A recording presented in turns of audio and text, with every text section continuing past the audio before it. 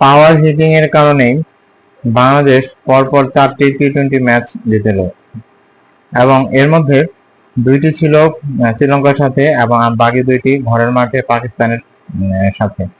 এখন এই এবং 2টি সিরিজ টানা জিতে নিল। এই 2টি সিরিজ জয়ের পেছনে কোন ব্যাটসম্যানের অবদান সবচেয়ে বেশি? বিশেষ করে বলতে গেলে তানজিদ হাসান তামিম, পারভেজ হোসেন ইমন, লিটন কুমার দাস, এদের অবদানই সবচেয়ে বেশি। শুরুতেই আসি আজকে বাংলাদেশ এবং পাকিস্তানের মধ্যে দ্বিতীয় টি-20 নিয়ে। আজকে দ্বিতীয় টি-20 খেলতে বাংলাদেশ এক পর্যায়ে ব্যাটিং বিপর্যয়ে পড়ে গিয়েছিল, 28 রানে 4 উইকেট পড়ে গেছিল। সেখান থেকে জাকের আলী অনেক দুর্দান্ত খেলে বাংলাদেশকে শেষ পর্যন্ত 133 রান পর্যন্ত নিয়ে গেছে। এখন দেখেন জাকের আলী অনেক ব্যাটিং করার সময় আজকে 6 মেরেছে 5টা এবং বিপরীতে 4 মেরেছে মাত্র 1টা। এখন আবার প্রথম টি-20তে বাংলাদেশ টোটাল 6 মেরেছে 7টা, কিন্তু 4 মেরেছে 8টা। 6 এবং 4 বাংলাদেশের পাওয়ার হিটার ব্যাটসম্যানরা সমান তালে এগিয়ে যাচ্ছে। বাংলাদেশের টি-20তে সফল হওয়ার এটাই কারণ।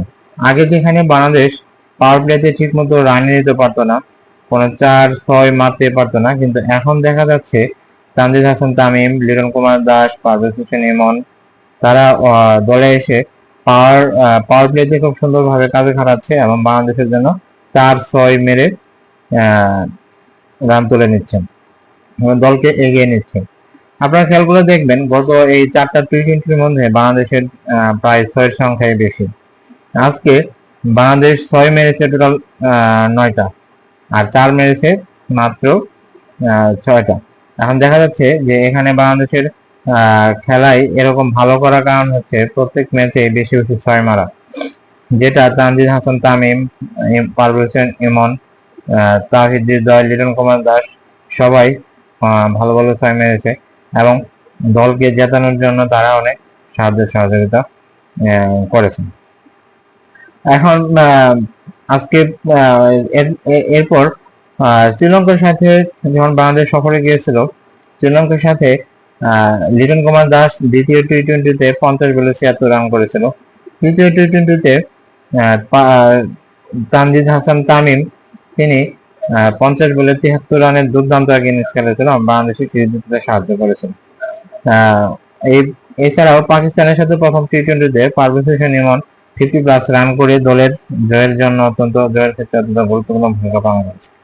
আজকে জাকের আলী অনেক যেটা করেছে সেটা একটা অবর্ণনীয় এবং দুর্দান্ত খেলেছে, কারণ এক পর্যায়ে বাংলাদেশ 28 রানে 4 উইকেট পড়ে যাওয়ার পর জাকের আলী তখন ক্রিজে ছিল অন্য প্রান্তে, শুধু যাওয়া আসার মিস দেখেছে তাকে। তার পরবর্তী পার্টনার গুলোকে নিয়ে জাকের আলী বাংলাদেশকে একটা ভালো একটা স্কোর এনে দিয়েছে এবং দলকে জেতাতে অনেক সাহায্য করেছে। এই পাওয়ার হিটিং ব্যাটসম্যানের কারণেই এবং 4 ছক্কা বেশি মারার কারণেই বাংলাদেশ টি-20তে একটু ভালো দল হয়ে উঠছে। আশা করা যায় বাংলাদেশ যদি এই ধারাবাহিকতা বজায় রাখতে পারে এবং সামনে এভাবে আরো খেলতে পারে, তাহলে বাংলাদেশ টি-20তে আরো সামনের দিকে ভালো দল হবে এবং বড় দলে পরিণত হবে, এটা আশা করা যায়।